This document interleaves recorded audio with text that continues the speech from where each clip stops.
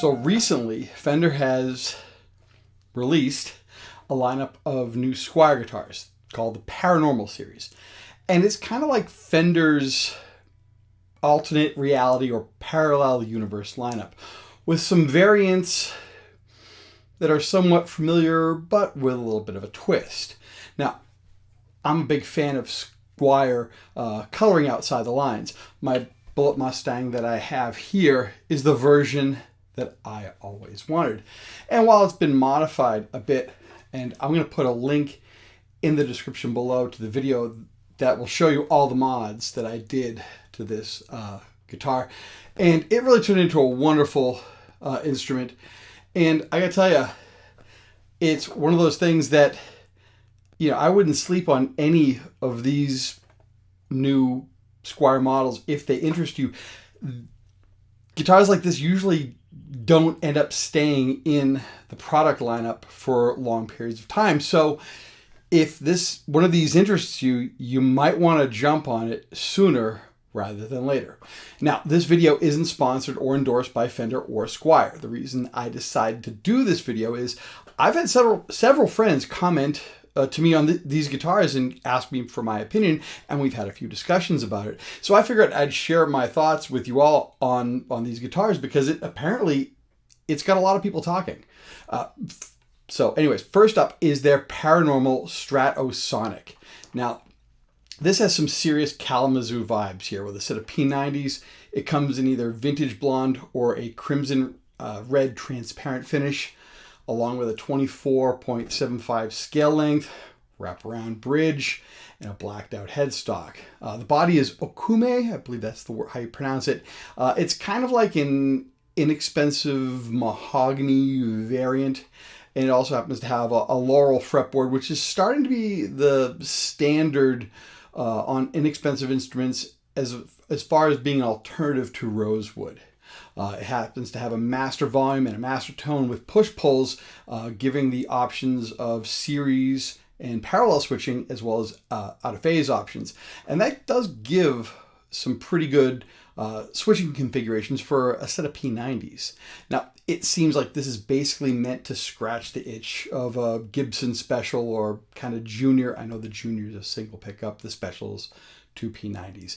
I know, but it's kind of getting into that kind of vibe. And at $429, it's certainly less expensive than the real thing. Now, however, if you have your heart set on the real thing, just get the Gibson.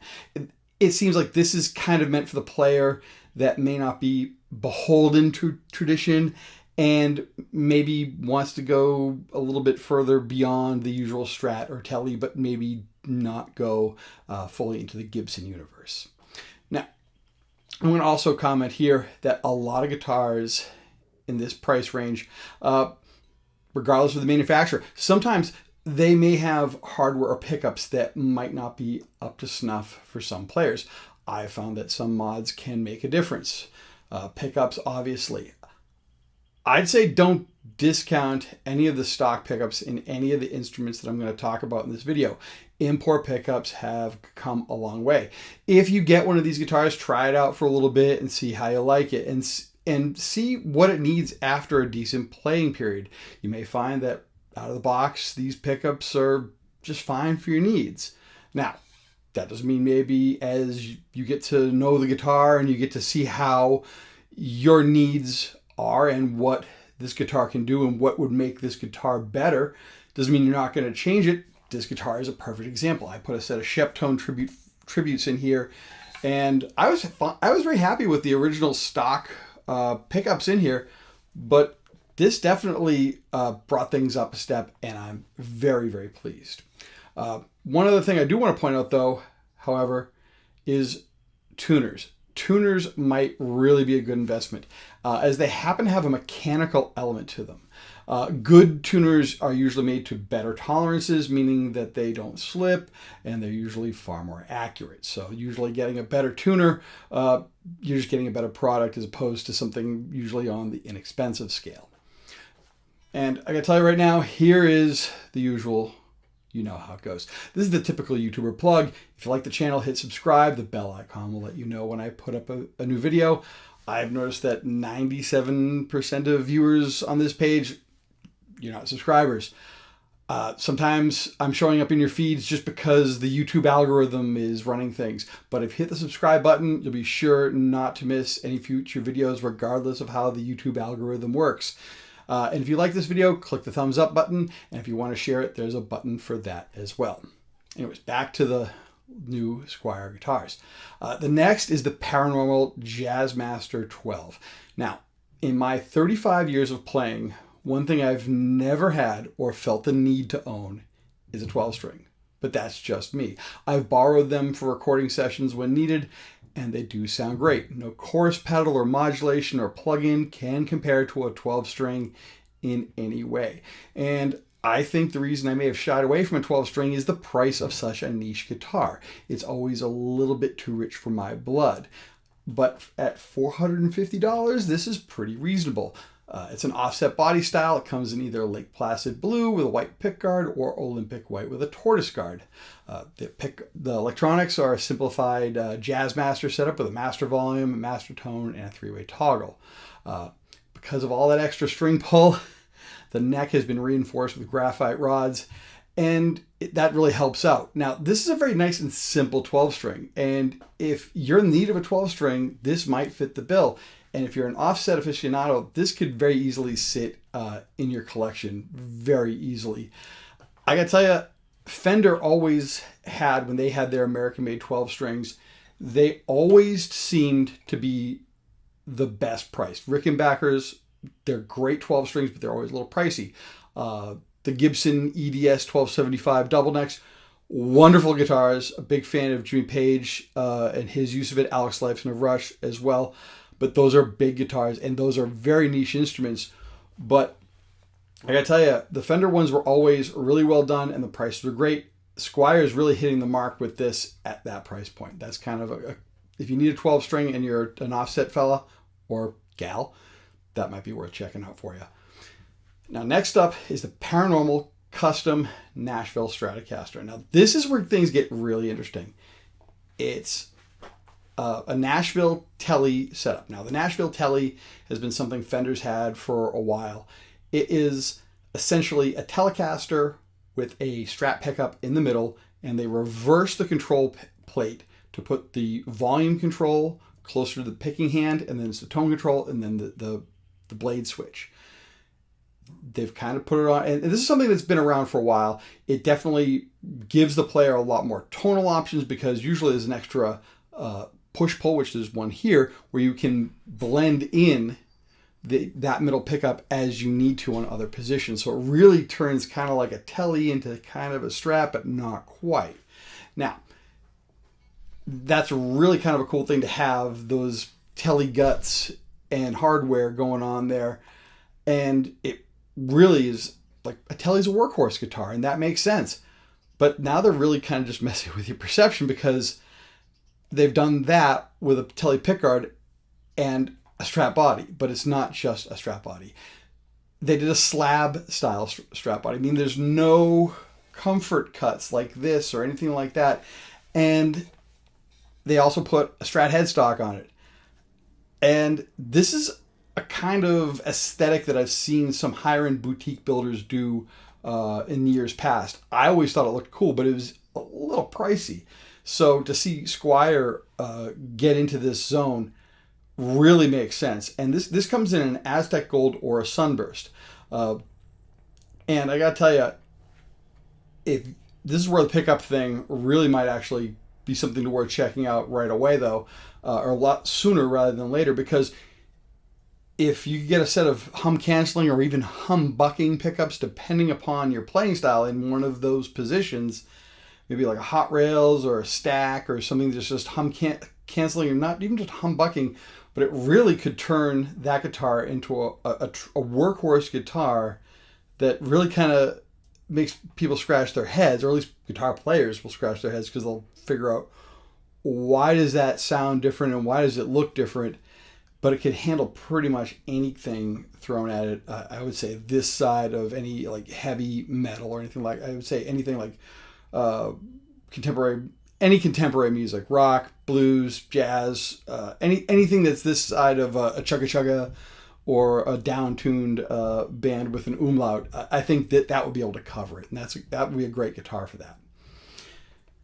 Now, the next one, I seriously did a double take when I saw this one, is the Paranormal Squier Deluxe. Yes, it looks like a stripped-down Chris Shiflett model with a single wide-range humbucker, but on the upper bout, there's a little three-way rotary knob with a chicken head's knob on it. And you can kind of play with the humbucker at this point. You can put it in a single coil mode, kind of neat, with coil tap type of thing. Full humbucking mode, which is the usual. And there's also the third one actually takes the circuit path and bypasses the volume control and the tone control completely. So it goes right to the output jack. So it's kind of like a blower switch. And I'm betting this body is probably also routed for a humbucker in the neck under the pickguard as well. So it's probably really easy to tweak with this one if you're a mod fiend. So you could probably really take this to a whole other level. But for, Squier just to put out a single humbucking guitar, they did it by giving you still something extra on it. And that's kind of a cool thing where they didn't just, we'll just take a pickup out and this is a new model. And I have to say the mocha and the black color options they do give you are pretty classy, and they definitely seem like something that would definitely appeal to a lot of players. I actually think the mocha will be pretty cool to have. Now, I know this is a guitar channel, but they do have a bass in this release. I'm going to talk about it. It's the Paranormal Rascal Bass HH. I think a short scale bass is a great thing, and if you're a guitarist, it's not a bad thing to have. They're great for working up parts for demos on your own. They are great for being able to sub in when your bass player can't make it. The 30 scale is perfect for guitarists in our hands that are used to guitar necks.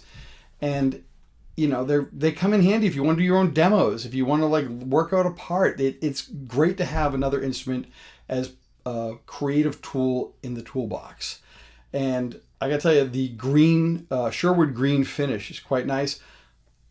I really like the black version with that perloid-ish pickguard. The two pickups do give some nice options as well too. They're kind of spaced out really well underneath the pickup, the strings. It's great because you'll be able to play with that and get some great sounds out of it as opposed to a single pickup in one spot. That always kind of, as a guitar player, that I know bass players usually don't care. It's like they're used to a P bass pickup in one spot and that works for them.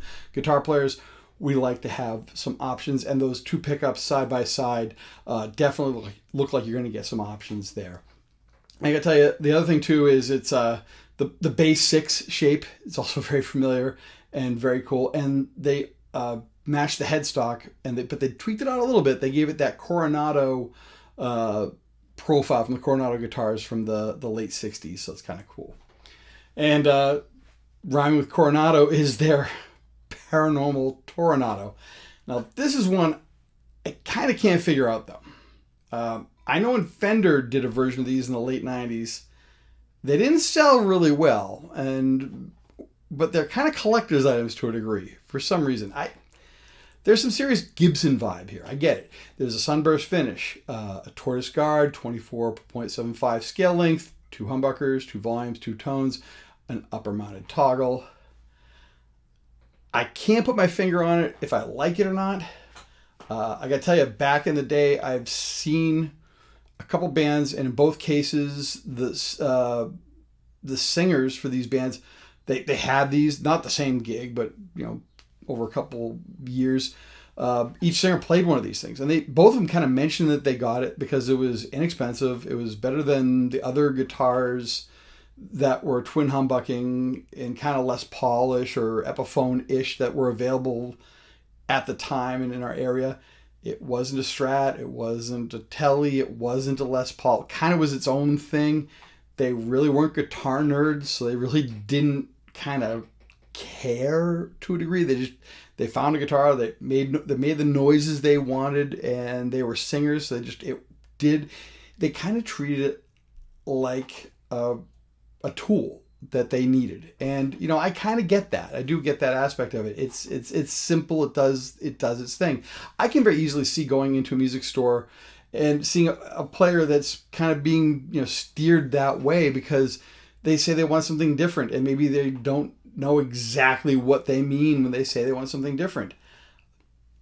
Because this certainly is a different guitar. I don't think it's my speed. But it's definitely something where they've popped up, and I know that there are a lot of people that do say, hey, the original ones, they've gone up in value, and I do scratch my head. I do see there's a popularity there, but I don't get it. But it's obviously popular enough for it to make a comeback in the Squier lineup now. And I gotta tell you though, but overall for all these instruments, the prices, they're pretty cool overall. I'm betting with a setup to your specs. Basically, just get them set up for, you know, a set of strings. They'll be great. And for people like myself that can't leave well enough alone, they'd probably be really great platforms to tweak and mod and make a really, really unique instrument for yourself for some very short money. And you got to realize that some of these guitars are really well set up. If you've ever wanted a Strat with P90s, but you don't want to spend a lot of money on it, maybe even some of the American-made Fenders, you see those and you're like, it's a bit pricey for what I want for, you know, some. I'm one of those guys. I see the American-made Fender prices and I go, that's a bit, you know, more than I want to spend for something like that. But a Squier, you know, with a good setup and some good pickups, you're still well below the cost of the Fender. And if you find a good one that plays great, maybe right out of the box, or you can just find out it's got good bones, as they say, if you're looking, you know, for, it's a good place to start. Yeah, you're going to end up in, you know, hopefully with a good guitar if you start, you know, if you can see the forest for the trees at that point. And I got to tell you, it's part of one of those things too, is you kind of can learn about how you want the guitar to set up, especially as you go, you can kind of tweak and learn. And that's what this was all about. I had never had a really short scale guitar, and I learned a lot about that. And this has been a great guitar to play with. And I love grabbing this and making noise. And it's probably the least expensive guitar I have, but it's just as much fun as any of my other instruments. But anyways, what do you guys think of this Squier release? Is there a good instrument in here that stands out to you? And if so, let me know in the comment section below. I'd love to hear from you guys. The reason I did this video, again, was I was getting a lot of texts and some emails from friends saying, hey, what do you think of this? This is really kind of weird that Squier is doing some very strange ones that are actually kind of cool. And I was like, yeah, they are kind of cool. I was surprised a lot of people had reached out to me on this. So I figured I'd reach out to you guys and get your opinion as well. So please let me know. I'd love to get your opinions. Anyways, thanks for watching, and I'll see you soon. Take care.